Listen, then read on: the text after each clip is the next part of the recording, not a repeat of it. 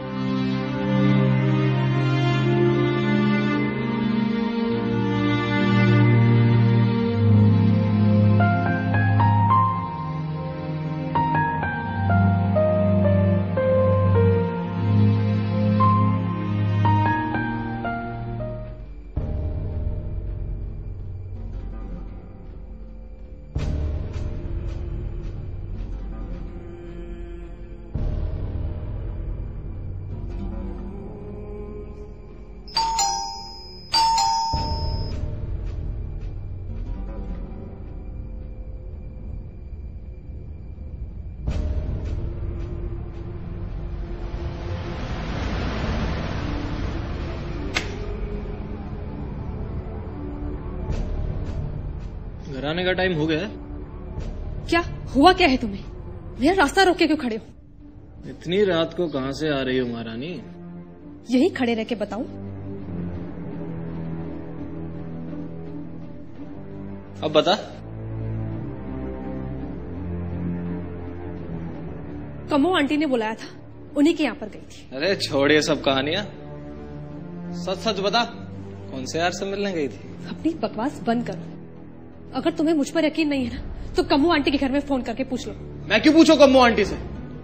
तुम सारी औरतें ना मर्दों को ऐसे ही उल्लू बनाती हो। वो क्या कहते हैं, खावे गोरी का यार बलम तर से रंग बर से। बता ना, कौन से यार से मिलने गई थी? अपनी बकवास बंद करो। तुम्हारा तो एक ही काम है, रोज रात को दारू पीना और मुझ पर शक करना। साली छिनाल, दुनिया भर के कुकर्म करती है और मुझसे जबान लड़ाती है, मुझ पर इल्जाम लगाती है। तू रुक, तुझे अभी मैं सीधा करता हूं। देखो देखो, दूर रह के बात करो, हाथ पर उठाना मुझ पर। साली धमकी देती है। ये ले, उठाया हाथ। क्या उखाड़ी है? ये एक और ले। मैंने क्या किया है? मेरा कोई कसूर नहीं है, मुझे जाने दो। मत मारो मुझे, बचाओ। मुझे विश्वास है कि घरेलू हिंसा की ये कहानी देखकर आप भी उतने ही विचलित हुए होंगे जितनी कि मैं।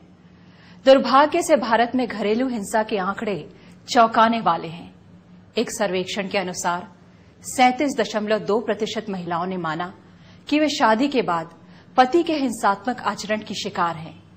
आश्चर्य की बात तो ये है कि उन्हीं में से 63% महिलाएं शहरी इलाकों से हैं। घरेलू हिंसा में बिहार सबसे आगे है, लेकिन मध्य प्रदेश, राजस्थान, मणिपुर और उत्तर प्रदेश भी ज्यादा पीछे नहीं है।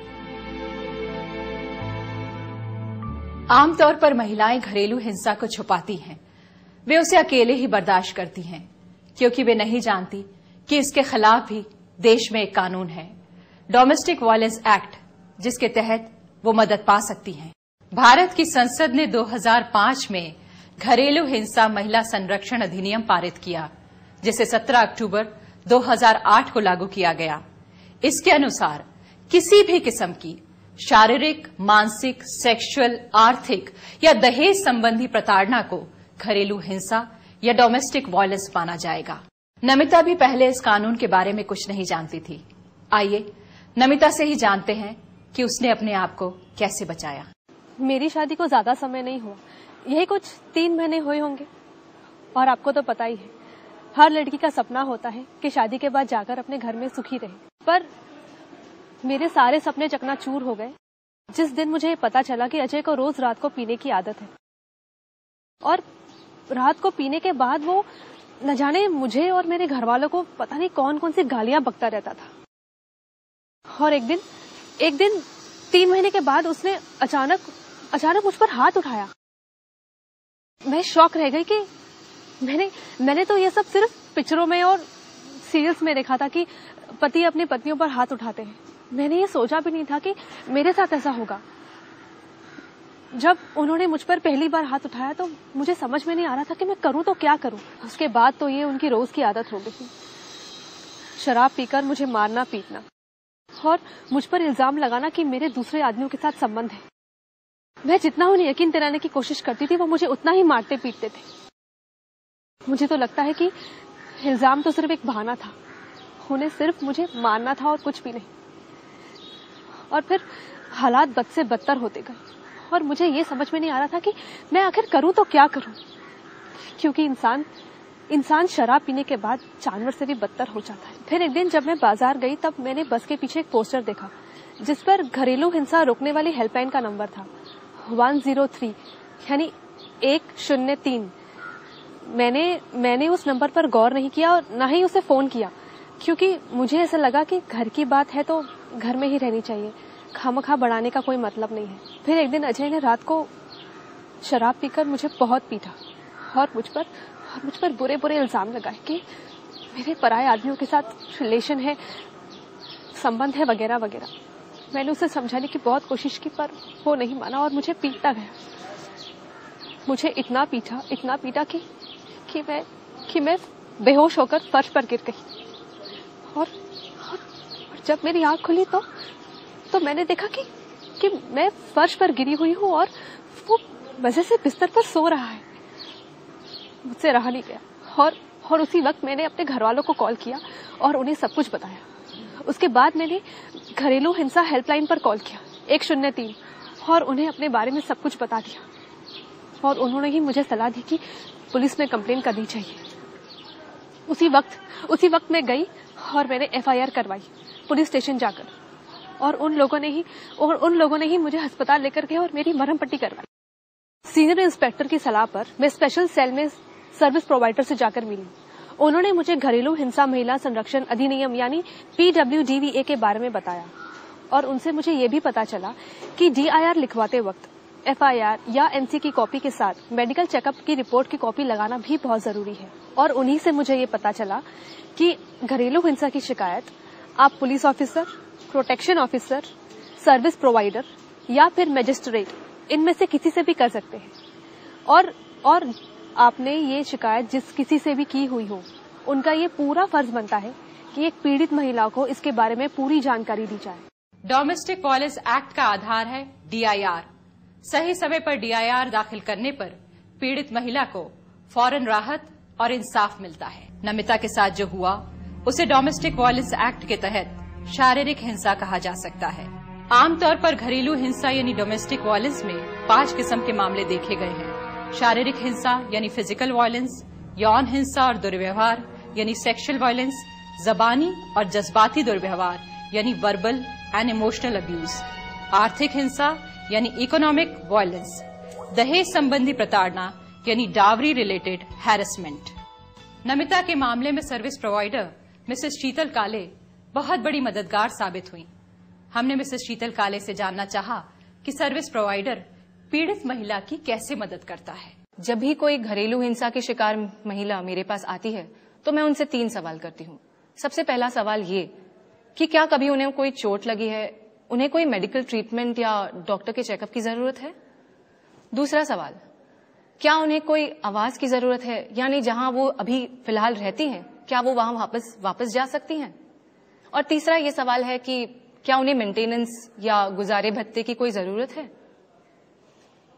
और एक चीज बहुत जरूरी है और जिसे मैं हमेशा बताती हूं, अगर आपने कोई NC या FIR पहले दर्ज की हो या आपके पास मेडिकल रिपोर्ट्स हो तो उसकी कॉपी हमें दें ताकि वो हम DIR के साथ फाइल कर सकें। हम मैजिस्ट्रेट के सामने DIR फाइल करने के पहले पीड़ित महिला को चिकित्सा सहायता देने की व्यवस्था करते हैं और अगर जरूरी हो तो DIR फाइल करने के बाद हम उन्हें आश्रय घर भेजने की भी व्यवस्था करते हैं। आमतौर पर सर्विस प्रोवाइडर या प्रोटेक्शन ऑफिसर के ये मुख्य काम होते हैं। मजिस्ट्रेट को उनकी जिम्मेदारी को निभाने में मदद करना, डोमेस्टिक इंसिडेंट रिपोर्ट बनाकर उसे मजिस्ट्रेट और संबंधित पुलिस स्टेशन को भेजना, मजिस्ट्रेट को आवेदन देने के बाद उसी दिन शिकायत दर्ज की जाती है। शिकायत में DIR के साथ NC, FIR और मेडिकल रिपोर्ट्स और जो कोई भी सपोर्टिंग हो वो दिए जाते हैं। यदि मजिस्ट्रेट ने कोई मॉनिटरी रिलीफ ऑर्डर दिया है तो प्रोटेक्शन ऑफिसर उसे एग्जीक्यूट करने में मदद करती है। घरेलू हिंसा महिला संरक्षण अधिनियम यानी डोमेस्टिक वायलेंस एक्ट का सबसे बड़ा फायदा है तुरंत राहत, इमीडिएट रिलीफ। DIR फाइल करने के बाद मैजिस्ट्रेट उसी दिन प्रोटेक्शन ऑर्डर या रिलीफ ऑर्डर दे सकते हैं। इस कानून के तहत आपको न साझा घर छोड़ने की जरूरत है न रिश्ता तोड़ने की। घरेलू हिंसा का सबसे घातक प्रकार है जबानी और जज्बाती तौर पर प्रताड़ित करना। इस किस्म की महिलाएं भी डोमेस्टिक वायलेंस एक्ट का सहारा ले सकती हैं। आइए अब मैं आपको ऐसी ही एक पीड़ित महिला से रूबरू करवाती हूं। ये है मीना। जब शराबी पति ने मीना को छोड़ा तो अपनी बच्चियों के साथ मां के घर आ गई। दिक्कत तब हुई जब मां की मृत्यु हो गई। मां की खोली पर कब्जा जमाने के लिए भाई ने तरह तरह के हथकंडे अपनाए, उसे जबानी और जज्बाती तौर पर प्रताड़ित किया।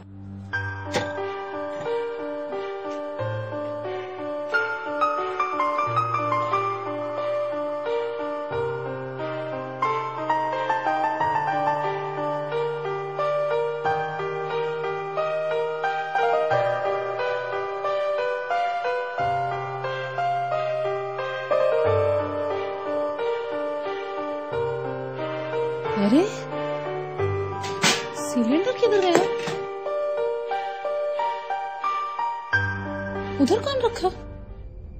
रुक, उधर आने का नहीं। लाइन दिखाई नहीं दे रहा है तेरे को? लाइन के उधर ही रहने का। पीछे भाभी, उधर ही रहने का। उधर का हिस्सा तेरा, इधर का हम लोग का। इधर आने का नहीं। ए भाभी, सिलेंडर उधर रखा है, मैं खाना कैसे बनाएगी? खाना नहीं बनाएगी, बच्चे क्या खाएंगे भाभी? तो क्या करे, तेरे बच्चों का ठेका ले रखा हम लोगों ने। अरे तो खाना कैसे बनाएंगे? बच्चे क्या खाएंगे भाभी? तो नहीं आने का। अरे मैं भाई से बात करेगी ना। जरूरत नहीं, भाई से उधर ही खड़े रह के बात कर, इधर नहीं आने का। अरे मेरे को खाली बात करनी है भाभी। इधर ये लाइन के अंदर आके बात नहीं करनी। ए भाई, तू बोलना भाभी को, सिलेंडर उधर रख दिया है। अभी सिलेंडर नहीं मिलेगा, संडास नहीं जाएंगे तो काम कैसे चलेगा हमारा? मेरे को क्यों पूछती है? तू जाना, एक तो जबरदस्ती घुस के घर में बैठी है और ऊपर से भोलापन दिखा रही है। तू जा अपने मर्द के घर और मुझे चैन से जीने दे। भाई तेरी बात सुन, ये मेरा भी तो खोली है भाई। ये खोली माँ की थी ना, मेरा भी कुछ हक है ना इस पे। चुप कर।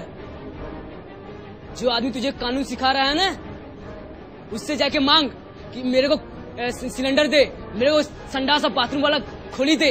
मेरे को किसी ने कुछ नहीं सिखाया है, मैं इधर ही रहेगी। मेरे मर्द ने मेरे को छोड़ दिया, 2 बच्चों को लेकर किधर जाके पालेगी? मेरे को बता ना भाई। मेरे भाई को पूछती है? हाँ, जिसके पिल्ले ना उसको जाके पूछ। रुक अभी। तेरे को कितनी बार समझाया है कि ये सब पेपर सही कर दे, मैं तेरे को 10,000 रुपया दूंगा, नहीं तो एक पैसा तुझे मिलने वाला नहीं है और घर से भी निकाली जाएगी तू। भाई और भाभी के हथकंडे जारी रहे। बाथरूम का इस्तेमाल नहीं करने देना, नल बंद कर देना, टीवी तेज वॉल्यूम में चलाकर गालियां देना ताकि किसी को पता न लगे। मानसिक और जुबानी हिंसा की शिकार मीना प्रोटेक्शन ऑफिसर के पास सलाह लेने गई। प्रोटेक्शन ऑफिसर ने उसे DIR यानी डोमेस्टिक इंसिडेंट रिपोर्ट दर्ज करने के लिए कहा। उसने उसे ये भी बताया कि उसे सारी कानूनी सहायताएं मुफ्त मिलेंगी, उसे अदालत में भी कोई फीस नहीं देनी है तथा आदेश की कॉपी भी उसे मुफ्त ही प्राप्त हो जाएगी। आइए एक नजर उन फॉर्म्स पे डालें जो मीना ने प्रोटेक्शन ऑफिसर की मदद से भरे।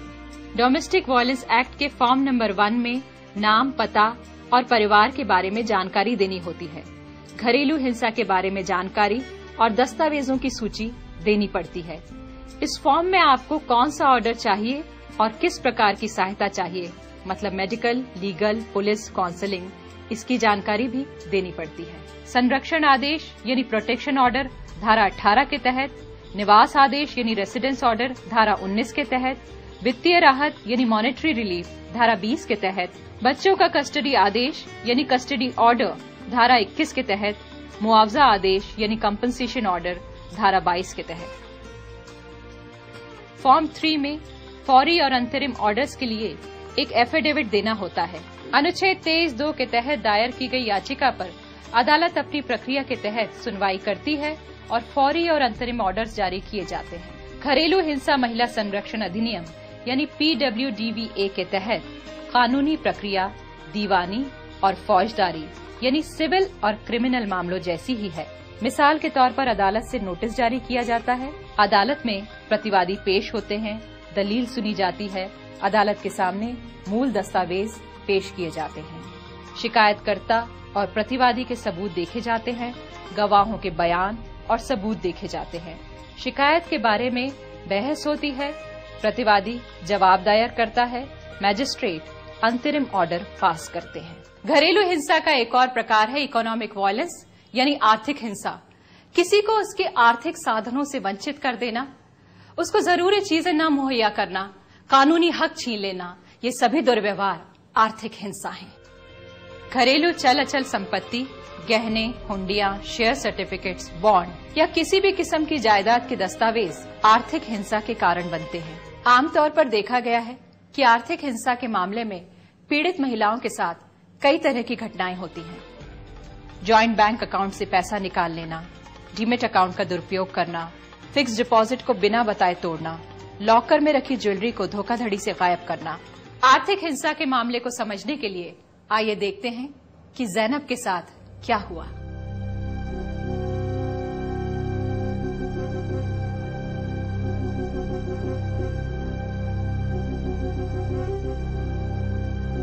अस्सलामुअलैकुम। अरे बैठ तकलीफ उठाने की जरूरत नहीं, मैं ही तो हूं तेरा शौहर। कैसे मिजाज है तेरे? शुक्र है तुम्हें हमारी याद तो आई। कितना फोन करती हूँ तुमको, पर तुम हमारा फोन ही नहीं उठाते। यार मैं जानता हूँ कि तू पैसे के लिए फोन करती है, पर मेरे पास पैसे नहीं है तुझे देने के लिए। खुदा के खौफ से कुछ तो डरो।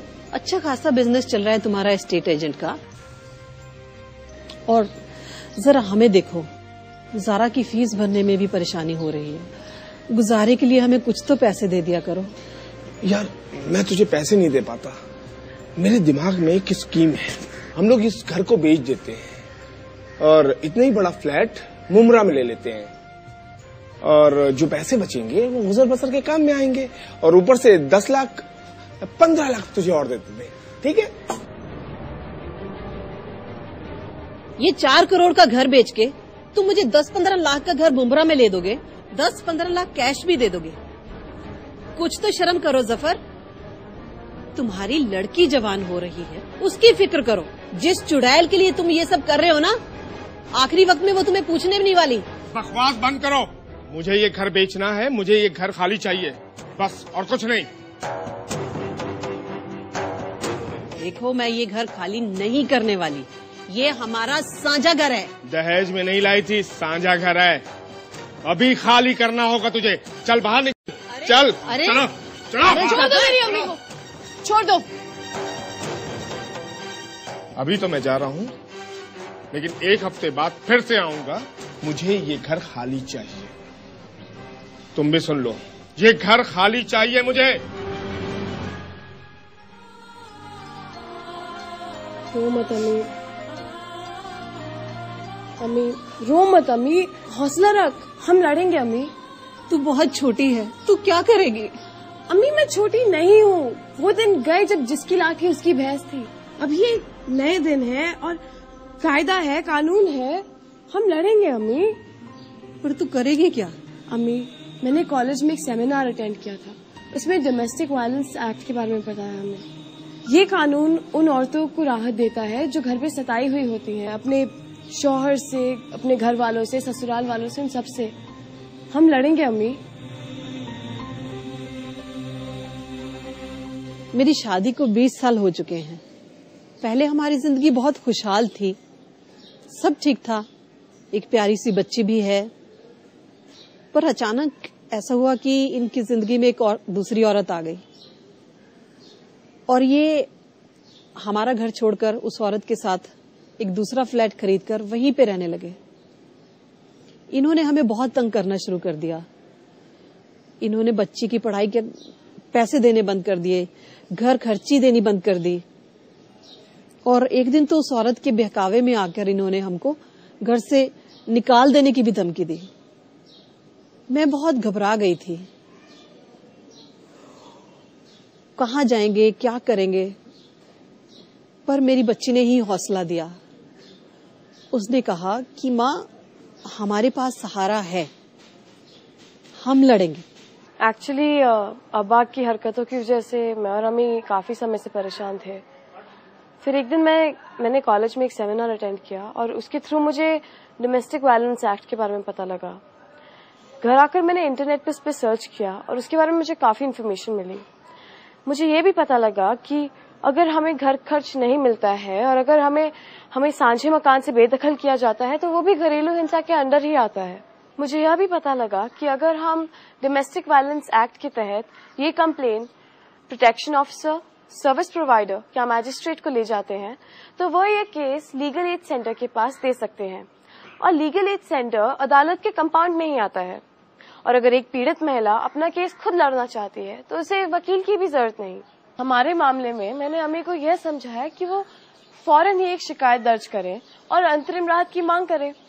पहले अम्मी को लगा कि इसमें बहुत समय लगेगा, लेकिन डोमेस्टिक वायलेंस एक्ट की यही तो खूबी है कि वो फटाफट मामला निपटा सकते हैं। यदि डोमेस्टिक वायलेंस एक्ट के तहत एक कंप्लेन की जाए तो उस कंप्लेन का 3 दिन में ही पहली सुनवाई होना जरूरी है और उस पहली सुनवाई के 7 दिन के भीतर ही उस कंप्लेन का निपटारा होना कंपलसरी है। यह सुनकर अम्मी को बहुत ही राहत मिली और उन्होंने कोर्ट जाने की ठान ली। ज़ैनब खान वर्सेस जफर खान। सिर्फ शिकायत करता आ गया। क्या शिकायत है तुम्हारी? जज साहब, मैं बोलूं, परसों अब्बा ने हमें घर से निकालने की कोशिश की। उन्होंने अम्मी के साथ हाथापाई भी की। वो हमें घर खर्च भी नहीं देते हैं। पिछले 6 महीने से हमें अपने नाना जान से पैसे मांगने पड़ रहे हैं। उसकी वजह से मेरी पढ़ाई पे भी बहुत असर पड़ रहा है। प्लीज हमारी मदद कीजिए। क्या नाम है उनका? जी, जफर खान। आप लोग कहाँ रहते हैं? बाइकुला। भाईकला के प्रोटेक्शन ऑफिसर को इंस्ट्रक्शंस दी जाती है कि इनकी DIR दर्ज की जाए और रेस्पोंडेंट को इमीडिएट नोटिस भेजा जाए। थैंक यू जज साहब।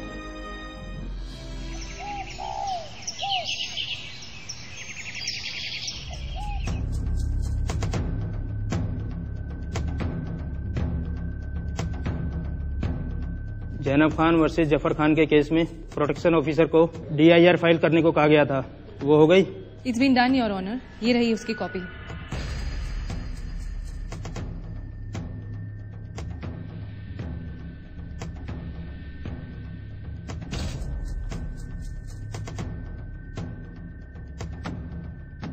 आपको इसके बारे में कुछ कहना है? जज साहब, ये दोनों झूठ बोल रही हैं। आपको कुछ कहना है इसके बारे में? यस योर ऑनर, हमारी हालत बहुत खराब है। अब्बा को इतना कहने के बाद भी वो हमें पैसे नहीं देते हैं और वो घर के पेपर्स भी लेके चले गए हैं। वो घर बेचने की कोशिश में है। प्लीज हमारी मदद कीजिए। आपने फॉर्म नंबर 3 भरा है? यस योर ऑनर, DIR के साथ ही दिया है। जफर खान, आपको लिखित जवाब सबमिट करना होगा, लेकिन फिलहाल आपको ये अंडरटेकिंग देनी होगी। ये जवाब सबमिट होने तक आप ना तो अपना घर बेचेंगे और ना अपनी पत्नी और बेटी को वहाँ रहने से रोकेंगे। 2 दिन बाद जफर ने अदालत में अपना जवाब प्रस्तुत किया। दोनों पक्षों के आरोप प्रत्यारोप सुनने के बाद अदालत ने अंतरिम डिसीजन दिया कि जफर ज़ैनब को 25,000 प्रतिमाह गुजारे भत्ते के तौर पर देगा और मुकदमे का अंतिम फैसला होने तक फ्लैट नहीं बेच सकेगा। अदालत ने जफर और ज़ैनब के बैंक स्टेटमेंट भी मंगवाए और विस्तार से दोनों पक्षों की बात सुनने के बाद अंतिम फैसला दिया कि जफर को 35,000 प्रतिमाह, ज़ैनब को गुजारे भत्ते के तौर पर देने होंगे। इसके अलावा अगर वो फ्लैट बेचना चाहे तो उसे उसी इलाके में उसी स्तर का एक फ्लैट खरीदकर ज़ैनब को देना होगा। घरेलू हिंसा के मामले में दहेज उत्पीड़न के काफी केस आते हैं। हंसा देसानी का मामला बहुत ही गंभीर मसला था। आइए देखते हैं हंसा के साथ क्या हुआ। ये कैसी आ रही गाड़ी? देखो इधर देखो। कुछ तो सोचना चाहिए आपको। खाली हाथ भेज दिया अपनी बहन को। ये मेरा घर है, कोई अनाथालय नहीं है। जी हाँ, देखिए मैं सब समझती हूँ। ये बहानेबाजी नहीं चलेगी। आई बात समझ में? जी हाँ, नमस्ते। दीदी की कार भी लेके जाओ, जाओ बाहर के लिए।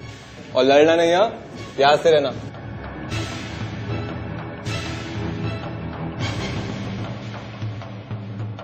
सुन लिया ना बहू तूने? अपने भाई से बात हो तो समझा देना उससे।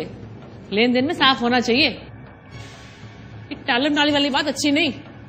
उस समय तो बहुत बड़े बड़े वादे किए थे। कार देंगे, फ्लैट देंगे, 10 लाख रुपए नकद दे देंगे। अब क्या हुआ? ठन ठन गोपाल। मेरी उनसे कल ही बात हुई थी। भैया और पापा दोनों कोशिश में लगे हैं। कोशिश फल जाए तो अच्छी बात है, वरना उनसे कहना पड़ेगा कि तुम्हें आके वापस ले जाए। ऐसे मत बोलिएगा। पापा को शौक लगेगा। क्यों ना बोलूं? जब से तो इस घर में आई है मेरे बेटे का तो बिजनेस ठप हो गया है। ऊपर से 2 बच्चे पैदा करके हमारी छाती पे डाल दिए। इस सब की भरपाई कौन करेगा? माँ जी, इसमें भरपाई की बात कहाँ से आ गई? उन्होंने आपको कुछ देने का वादा किया है तो इसे जरूर पूरा करेंगे। वो दोनों इंतजाम में लगे हुए हैं। इंतजाम करने में लगे हुए? अरे जब देने की औकात नहीं थी तो इतने बड़े बड़े वादे करने की जरूरत क्या थी? ऐसी बातें क्यों कर रहे हो?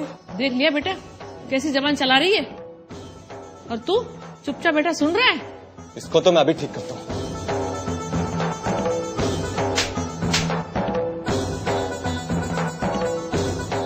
ये क्या कर रहे हो? वही कर रहा हूँ जो तू देख रही है। तेरी हिम्मत कैसे हुई मेरी माँ से जबान लड़ाने की? चल निकल बाहर, और जब तक पैसे लेके ना आए ना अपनी शक्ल मत दिखाना। चल बाहर, चल निकल निकल यहाँ से बाहर।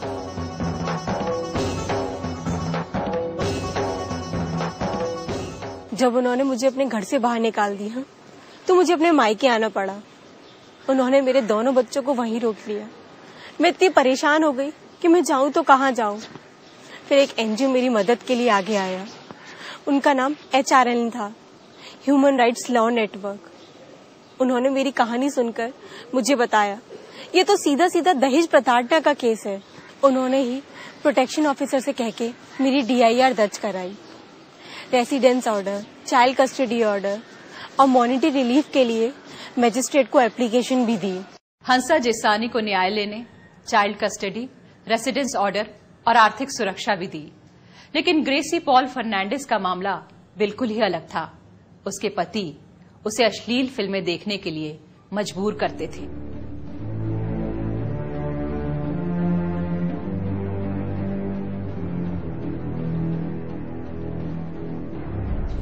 मैं दूसरे रूम में सोने जा रही हूँ। What's the hurry यार, थोड़ी देर में चलेंगे, पूरी फिल्म तो देख लें। तुम्हें क्या मजा आता है ये गंदी फिल्में देखने में? डिस्गस्टिंग। डिस्गस्टिंग? डार्लिंग, लाइफ का मजा लेना सीखो। पूरी दुनिया जिसके लिए क्रेजी है उसे तुम डिस्गस्टिंग कहती हो? Have some patience, we will have fun. Every time तुम यही बोलते हो। मुझे इसमें कोई इंटरेस्ट नहीं, मैं जा रही हूँ। Look Gracie, don't spoil my fun. चुपचाप यहीं बैठी रहो। I don't want to. मैं दूसरे बेडरूम में जा रही हूँ, तुम बाद में आ जाना। मैंने बोला ना, just sit here and learn something from these girls.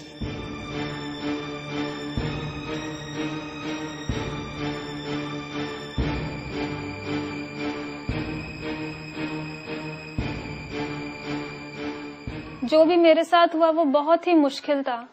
मैंने बड़ी मुश्किल से ये परेशानी झेली है। एंडी सिर्फ मुझे वो गंदी फिल्में देखने के लिए मजबूर नहीं करता था, वो चाहता था कि मैं उन गर्ल्स की तरह। मैंने उसे समझाने की बहुत कोशिश की। जब मैं उसकी हरकतों से बहुत परेशान हो गई और वो मेरे टॉलरेंस से बाहर हो गया तो मैंने उसका घर छोड़ दिया और अपनी फ्रेंड एंजिला के घर शेल्टर लिया। मेरी फ्रेंड एंजिला ने मुझे एडवाइस किया कि मुझे सर्विस प्रोवाइडर की हेल्प लेके अपनी कंप्लेंट लॉन्च करनी चाहिए। सर्विस प्रोवाइडर ने ही मेरे घर वालों को इस इंसिडेंस के बारे में सब कुछ बताया और उन्होंने लेडीज और चिल्ड्रन के स्पेशल सेल में जाकर डोमेस्टिक इंसिडेंस रिपोर्ट फाइल की। Restraining order and protection order भी उन्होंने ही अप्लाई किया। ग्रेसी को तुरंत मदद मिली क्योंकि जबरदस्ती पोर्नोग्राफी दिखाना घरेलू हिंसा कानून में सेक्सुअल वायलेंस माना जाता है। इस मामले में ये कानून इंडियन पीनल कोड से अधिक बेहतर तरीके से परिभाषित करता है। घरेलू हिंसा कानून में जबरदस्ती सेक्स के लिए मजबूर करना, दूसरों के मनोरंजन के लिए इस्तेमाल करना या ऐसी कोई भी घटना जो सेक्सुअल नेचर की हो अपराध मानी जाती है। अगला मामला गौरी कर्माकर और जय पाटिल का है। दोनों कॉल सेंटर में एक साथ काम किया करते थे। नजदीकियां कब प्यार में बदली और प्यार कब परवान चढ़ा कि दोनों ने शादी करने की बजाय लिव इन रिलेशनशिप में रहने का फैसला किया।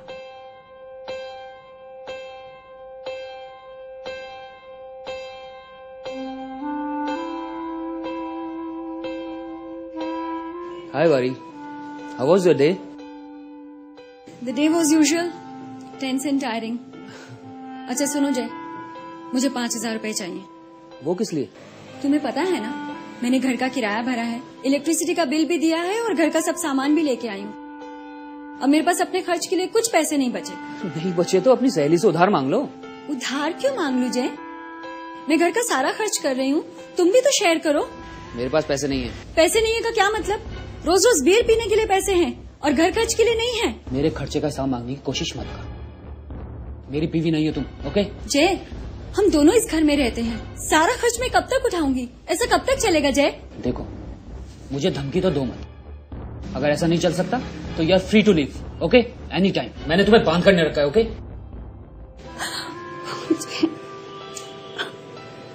कम on, this is what I hate about you, okay? खुद ही झगड़ा करती और खुद ही रोना शुरू कर देती। Come on. ओके बाबा, I am sorry. Now calm down please. I am sorry. Okay, tell me, how was your day? मैं तो एकदम जोश में आई थी, तुम्हें गुड न्यूज सुनाऊंगी। मेरा सारा मूड खराब कर दिया। Good news? यानी कि तुम्हारा प्रमोशन हुआ है? Oh wow, let's do party tonight. Where is the party tonight? Jay, Jay listen to me जय। जय, प्रमोशन नहीं हुआ है जय। व्हाट? क्या हुआ है? जय, आई एम एक्सपेक्टिंग। व्हाट?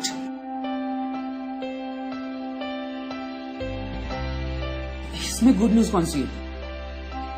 क्या कह रहे हो जय? ये हमारा बच्चा है, खुशी की बात नहीं है? पता नहीं, मुझे तो इसमें कॉम्प्लिकेशन ज्यादा दिख रहे हैं। हमारी शादी नहीं हुई है और तुमने बच्चे की तैयारी अभी से कर ली। कितनी बार तुमसे कहा कॉन्ट्रासेप्टिव्स यूज क्या करो? लेती तो हूँ जय, भूल गई। भूल गई? कितनी आसानी से कह दिया भूल गई। ये ना तुम लड़कियों की ट्रिक होती है, लड़कों को फंसाने के लिए और उन्हें इमोशनली ब्लैकमेल करने के लिए। क्या कह रहे हो जय? If you have any sense, तो अबॉर्शन कर लो, वरना तुम जानो और तुम्हारा काम। I am not responsible.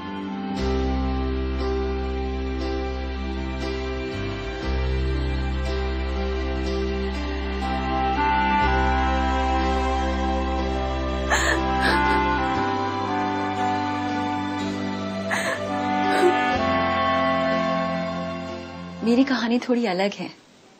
मैंने जय के प्यार में पड़कर उसके साथ लिव इन रिलेशनशिप में रहना मंजूर किया था, लेकिन मेरे सपनों को टूटते देर नहीं लगी।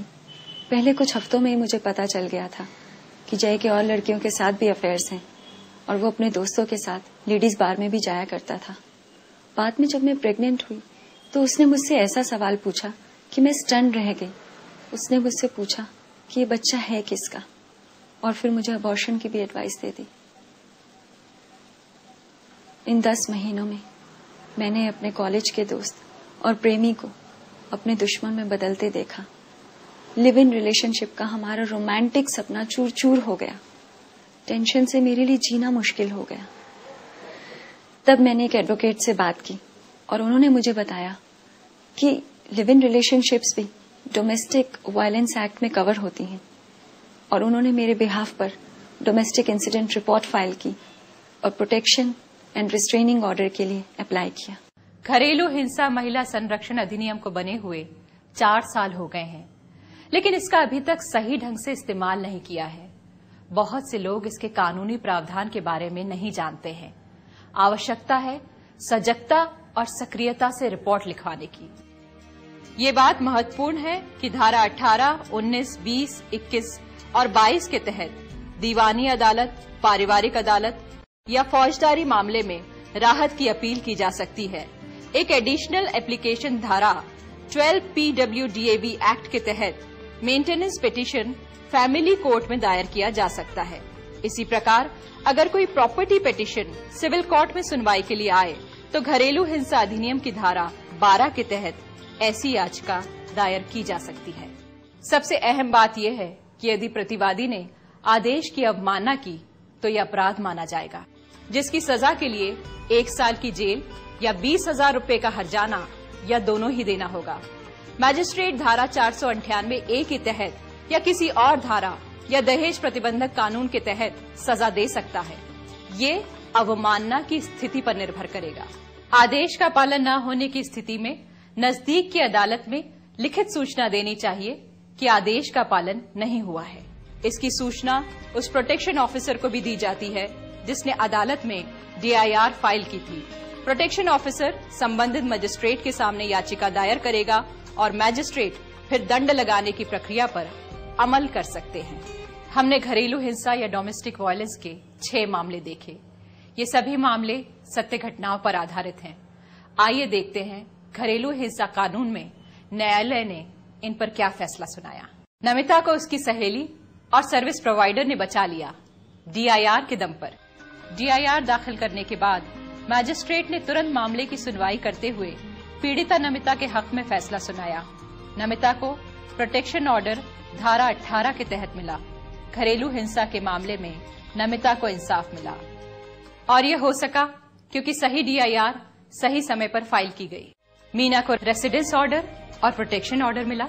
इस पर मीना के भाई और भाभी के खिलाफ समन जारी हुआ और उनको अदालत ने इस मामले में किसी भी प्रकार की हिंसा से बाज आने की चेतावनी दी है। ये मामला अंतरिम राहत के लिए विचाराधीन है। जैनब और जारा की जिंदगी एक बार फिर बस रही है क्योंकि मैजिस्ट्रेट ने उन्हें मॉनेटरी रिलीफ और रेसिडेंस ऑर्डर दिए हैं। अदालत ने पीड़ित याचिकाकर्ता जैनब और जारा को घर से नहीं निकालने का अंतरिम आदेश दिया। जैनब के मामले में सुनवाई हुई और अदालत ने जैनब के हक में रेसिडेंस ऑर्डर और प्रोटेक्शन ऑर्डर दिए तथा साथ ही पति जफर को गुजारा भत्ता देने का आदेश भी मॉनेटरी ऑर्डर के तहत जारी किया। हंसा के मामले में हमने देखा कि उसके पति ने दहेज की मांग को लेकर शारीरिक रूप से कितना प्रताड़ित किया। ये घरेलू हिंसा के मामले में दहेज प्रताड़ना का केस था। पति के हाथों हंसा बार बार शारीरिक हिंसा की शिकार हुई और उसके कान के पर्दे फट गए। इससे वो बहरी हो गई। उसके पति के खिलाफ थाने में शिकायत दर्ज करने के बाद हंसा ने अपनी दोनों बच्चियों को अपने पति को सौंपा था। पति की लापरवाही से हंसा की 9 महीने की बच्ची की निमोनिया से मृत्यु हो गई। हंसा अभी तक इस हादसे से उबर नहीं पाई है। ग्रेसी को मैजिस्ट्रेट से रिस्ट्रेनिंग ऑर्डर्स, प्रोटेक्शन ऑर्डर मिले और ग्रेसी आज सम्मान से जी रही है, काम कर रही है। गौरी को protection order, residence order, maintenance order और रिस्ट्रेनिंग ऑर्डर मिले। घरेलू हिंसा कानून की वजह से आज गौरी एक सुरक्षित जीवन जी रही है। घरेलू हिंसा की किसी भी किस्म की वारदात होने पर आप चुप न बैठें। तुरंत अपने पास के पुलिस थाने के police officer, service provider, protection officer या अदालत जाकर मैजिस्ट्रेट से लिखित में शिकायत करें। हमेशा याद रखें, डोमेस्टिक इंसिडेंट रिपोर्ट DIR अगर सही समय पर दर्ज किया हो तो आपकी जीत पक्की है। घरेलू हिंसा की इस लड़ाई में डोमेस्टिक वायलेंस एक्ट हमेशा आपके साथ है। आप न मजबूर हैं, न आपकी कोई मजबूरी है। घरेलू हिंसा के मामले में हमेशा ध्यान रखें कि DIR सबसे ज्यादा जरूरी है। घरेलू हिंसा कानून आपकी हिफाजत के लिए है। घरेलू हिंसा के जोर और जुल्म के खिलाफ आपका कानूनी रक्षक। नमिता, हंसा, जैनब, जारा, ग्रेसी और गौरी ये सभी हमारी नायिकाएं हैं जिन्होंने घरेलू हिंसा के खिलाफ लड़ाई लड़ी और कानूनी विजय पाई। इन सभी के बुलंद हौसलों और इरादों को हमारा सलाम।